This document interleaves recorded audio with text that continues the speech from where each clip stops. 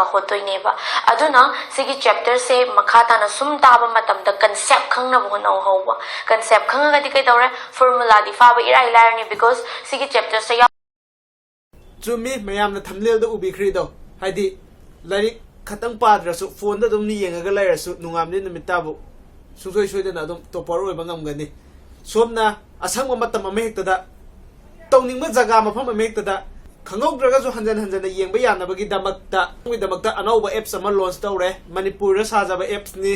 मैतैरोन अमसुंग English नंगांबा apps नि मसी करमबनो हाइबदो मैयामदा हाइपेतक हाइजगे hello guys अहम मतदा ngasi viewer मैयामबो मियामगी थोय हांगना तराम नोकचरी I ngasi gi topic sidi video lecture si matau karamna phone de nga lai pa ga dobuno haibdo ai miam da hape takjage apps asigi maming si youtube learning ka we adu apps ase kamana tobuno habdo ai miam da hajarage haje apps aso tolo o asidi ai udre kadang sa thoki ka som sa thok se okay som sa thoki chalaba ke le ya youtube learning haiba apps asi play store da fangba apps ne adu matik secure oi adu dagi legal oi ba apps ne adu sigi apps ida kanari ba je kari no haiba tabda class 6 tagina class 12 fuki oi ba any question and answer any subject ki loinama asida fangi ado haju pa gi oina de class 10 gi oina laijare adu tajo anoba update athu matam da lakani ado apps asida kamaina lari tai no kamaina hari no haiba tabda akoina coaching da tammi ba amasung school da tammi ba do adu chap mane blackboard ta mi ama lepaga dum like ta kani subject khudima ki chapter khudima ki topic khudima ki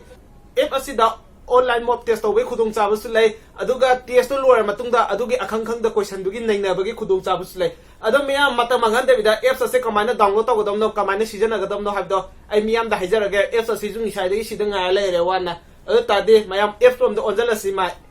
aham the play store changbiro play store changa matungda mathakta lay search button je sida youtube learning apps haina thabiro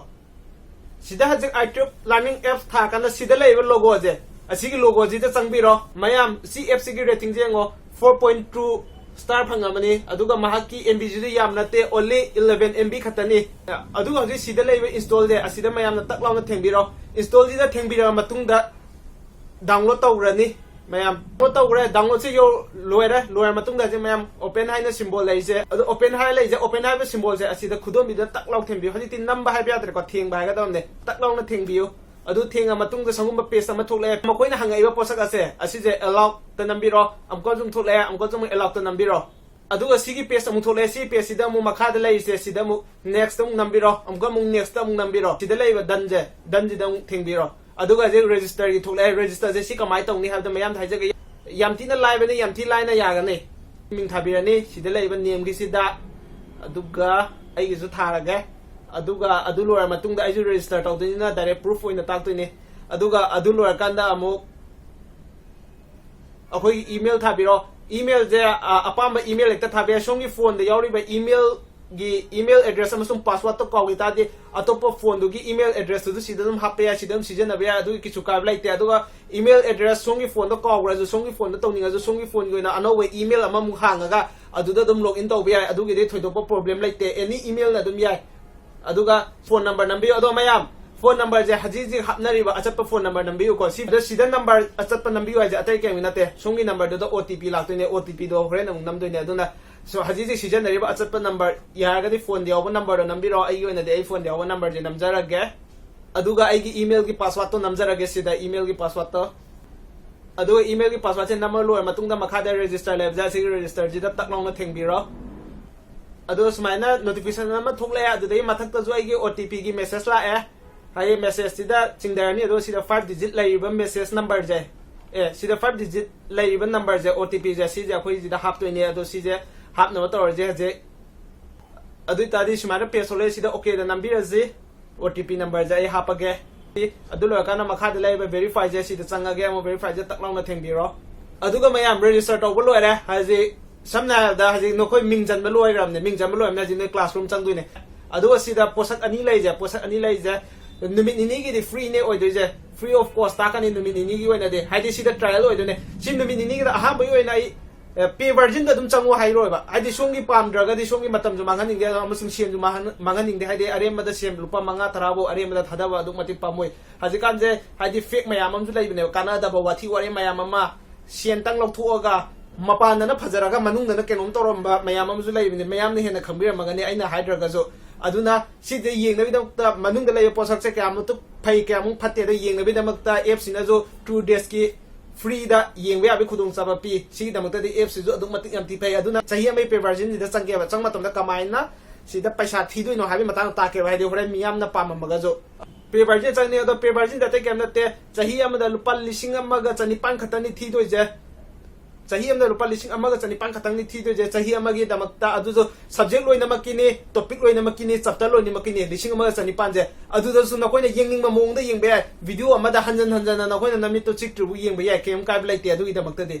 ID C guest start live जे सिदा नंबिरो guest start सिदा चंगा मतुंग confirm तौबिरो अदो confirm तौ लोय मतुंग तु सुंगबो option थोले net banking याय अदुदगे card तगी लोबे याय अदे UPI दगी लोबे याय अदुदगे वॉलेट तगी लोबे याय सुंगबो ममोंगजे लोइना तौबे याय अदो सिगिदी मयामने हेना खंबरेगनी नेट बैंकिंग कमायना तौने अदे कार्ड तगी कमायना लौगनी हाबी मतांगदा अदे कमायना पैसा थीगनी हाबी मतांगदा कार्ड तगी अदुदे ऑनलाइन दई पोट कपदो अदुगा चप मनारे अदुगा मयाम सोंगी मतांगदा खंबरा अदुगा मयाम कई मुसोंजे अकाउंट लेतरेबा एटीएम कार्ड सु लेतरे अकाउंट लेतरे पैसा ऑनलाइन पेमेंट तौनो लेतरे अदु तासु केम वाबिनु प्ले जे असिदम चंबिरो असि चंग मतुम दको नखोय दखम निमित निनिगी मनुंग दखम नखोय एड्रेस नखोय युम दाखने नखोय चला पैसा थिउद्रजु यानी अदोंगी एड्रेस द मखोय मिलाइदा मिलागा दम अदोंगी युम दुदगी दम पैसा लौ लाखने अदुबो सिदादि अमु रुपा चनी हेले सिदना 2000 ओइदोनि लेट्स स्टार्ट सिदा चंगजागा जे लेट्स स्टार्ट सिदा चंगनी चंग मतुंग दा सुमाइना पेज अमा थोकला अनि हजे गो टू मेन पेज त चंगनी अदुगा सिदा चंगबा लोरकांदा सि कंफर्म जिदा मु चंगबिरगनी कंफर्म जिदा चंगबा लोरकांदा चंगबुरकांदा सिदा थोकले ngo सिदा सब्जेक्ट लोइनमक थोकले सिदा लोइनमक यावरे maths physics chemistry bio history civics चिंगबा लोइनमक यावरे अदुगा मयाम सिगी वीडियो दे कमायना ताकोनो कमायना तौबनो हाइपे जेंदी हाइदि मखोय दे कमायना तौबनो खोयपनो हाइबदो अदुगा इ हान हामबगी ओइना दि सिदा मयाम खर लुबा सब्जेक्ट चान चंगगे मैथ्स दिदान चंगगे इ हान हामबे ना मैथ्स चंगजे दो कमाय तौनो येंगसी हौजिक नैनगदोरिबा chapter ji number system chapter number 1 masi chapter number whole number and its negatives are called integers and higher adu tadi jan nainer kanep yam chawba number jingi oiba family mane koina nendu si number system haibase अदुगा मथंगदा English से चंगदे English से pronunciation कमाय तौने जे हाजि कानी English से pronunciation जे अमना माने हापे माना दे दना कोई के तंग ताइ ओइदना हाइबा आइ जो प्रोनाउंसिएशन याम सेंगदमने अदु मियामना सेंगदु सेंगदना आइना गामा ज्ञान ताइ जा सी दमक तदे आई हेड्स ऑफ व्यूअर मे अम्बो अदुना इंग्लिश से प्रोनाउंसिएशन जे आई दौना पक्ता ब्रम ती येंगजे हाइदे सिजु याम तीना मरु ओय अदुना हाजि इंग्लिश ग्रामर गी जिदा अमुक चंगगे अदुगा कमाय तौना मु येंगजे वीडियो मते am tang.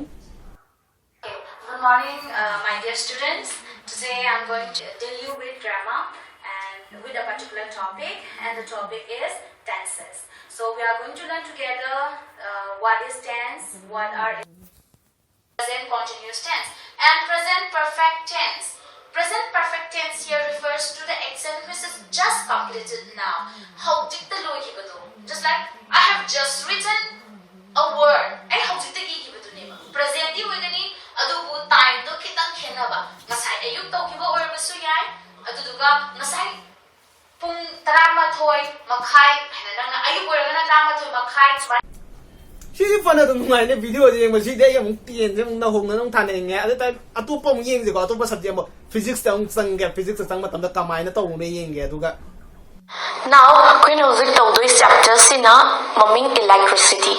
Electricity hai chapter se physics ki first chapter ne, aduga si ki chapter se dagi 6 marks lagtoiba. Adudi very important oi reko. Aduga 6 marks sa mostly numerical sing dagi lagpagi high chance layaba. Kai gino da kuina naina doi chapter se electricity. Electricity dadi mostly kuina naina doi se formula gumba numericals gumba ngatane ba. Conceptual sing do na understand tauna ba.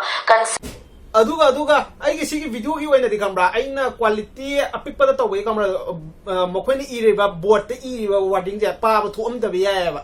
अदु ताजो कमरा editing मथंग तौरे दा जे quality पिकना नौबने अदुदगे मु editing Jung तौरे अदुना पाबा थोमदेबे अदु ताजो कमरा मोय वीडियो क्वालिटी जे अदु मतिक सेंगे मोय वीडियो क्वालिटी जे सिदे यंगो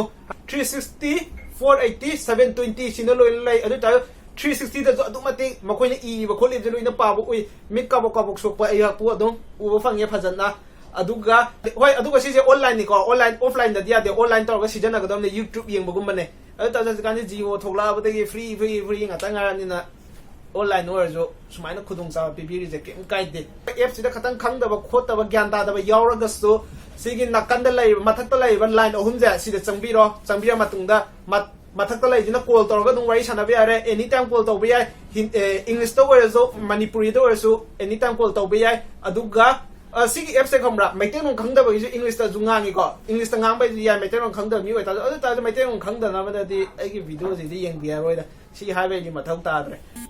ꯑꯗꯨꯒ ꯃꯌꯥꯝ ꯁꯤꯒꯤ ꯑꯦꯞꯁꯦ ꯗꯥꯎꯟꯂꯣꯗ ꯇꯧꯅꯤꯡꯕ ꯂꯩꯔꯒꯗꯤ ꯃꯈꯥ ꯗꯤꯁꯀ꯭ꯔꯤꯞꯁꯟꯗ ꯂꯤꯡ ꯍꯥꯞꯆꯔꯝꯒꯦ ꯂꯤꯡꯗꯩ ꯑꯗꯨꯝ ꯆꯪꯉꯒ ꯗꯥꯎꯟꯂꯣꯗ ꯇꯧꯕ ꯌꯥꯅꯤ ꯁꯣꯝꯅ ꯄ꯭ꯂꯦ ꯁ꯭ꯇꯣꯔꯗ ꯑꯃꯨꯛ ꯆꯪꯗ꯭ꯔꯁꯨ ꯑꯃꯨꯛ ꯋꯥꯅꯗ꯭ꯔꯁꯨ ꯑꯩꯒꯤ ꯗꯤꯁꯀ꯭ꯔꯤꯞꯁꯟꯗ ꯑꯗꯨꯝ ꯍꯥꯞꯄꯝꯒꯦ ꯑꯩꯒꯤ ꯑꯣꯏꯕꯒꯤ ꯁꯥꯏꯠꯇꯗꯤ ꯁꯤꯒꯤ ꯑꯦꯞꯁꯦ ꯑꯗꯨꯛ ꯃꯇꯤꯛ 1 2 3 4 5 ꯃꯁꯤꯡ ꯊꯤꯕ ꯉꯝꯗꯦ ꯌꯥꯝ ꯊꯤ ꯐꯩ ꯑꯩꯈꯣꯏꯒꯤ ꯃꯇꯥꯡꯗ ꯊꯣꯛꯑꯝꯗꯕꯁꯦ ꯌꯥꯝ ꯊꯤ ꯋꯥꯏ ꯑꯩ ꯂꯥꯏꯔꯤꯛ ꯄꯥꯕꯗꯤ ꯌꯥꯝ ꯇꯜꯂꯦꯕ ꯑꯗꯣ ꯂꯥꯏꯔꯤꯛ ꯇꯥꯕꯗꯤ ꯌꯥꯝ ꯄꯥꯝꯃꯦꯕ ꯍꯥꯏꯅꯤꯡꯉꯥꯏ ꯂꯩꯇꯦ ꯌꯥꯝ ꯊꯤ ꯐꯖꯩ ꯑꯗꯣ ꯀꯩ ꯃꯁꯤꯒꯤ ꯚꯤꯗꯤꯑꯣꯁꯦ ꯁꯣꯝꯅ ꯐꯖꯩ ꯀꯥꯟꯅꯩ ꯍꯥꯏꯅ ꯈꯜꯂꯒꯗꯤ ꯀꯝꯕ꯭ꯔꯥ ꯔꯨꯀꯦꯁ ꯃꯆꯥ ꯑꯝꯇ ꯇꯧꯖꯒꯦ ꯍꯥꯏꯗꯤ ꯀꯝꯕ꯭ꯔꯥ ꯑꯩꯒꯤꯁꯤꯗ ꯂꯥꯏꯛ ꯕꯇꯟꯁꯨ ꯅꯝꯃꯝꯒꯅꯨ ꯐꯖꯩ ꯑꯗꯨ ꯑꯗꯥꯒꯤ ꯐꯤꯗꯕꯦꯛꯀꯤ ꯀꯃꯦꯟꯁꯨ ꯑꯝꯇ ꯄꯤꯕꯤꯔꯝꯒꯅꯨ ꯑꯗꯨꯒ ꯄꯛꯇꯕ ꯌꯥꯎꯔꯒꯗꯤ ꯑꯗꯨꯒꯤꯗꯤ ꯑꯗꯨꯝ ꯀꯃꯦꯟ ꯄꯤꯕꯤꯔꯝꯃꯣ ꯑꯗꯨꯒ ꯗꯤꯁꯂꯥꯏꯛ ꯕꯇꯟꯗꯤ ꯑꯗꯨꯝ ꯅꯝꯕꯤꯔꯝꯃꯣ ꯑꯗꯨꯒꯤꯗꯤ ꯀꯩꯁꯨ ꯀꯥꯏꯗꯦ ꯑꯗꯨꯒ ꯀꯩꯃ ꯐꯖꯔꯒꯗꯤ ꯈꯪꯕ꯭ꯔꯥ ꯁ꯭ꯇꯨꯗꯦꯟꯁꯦ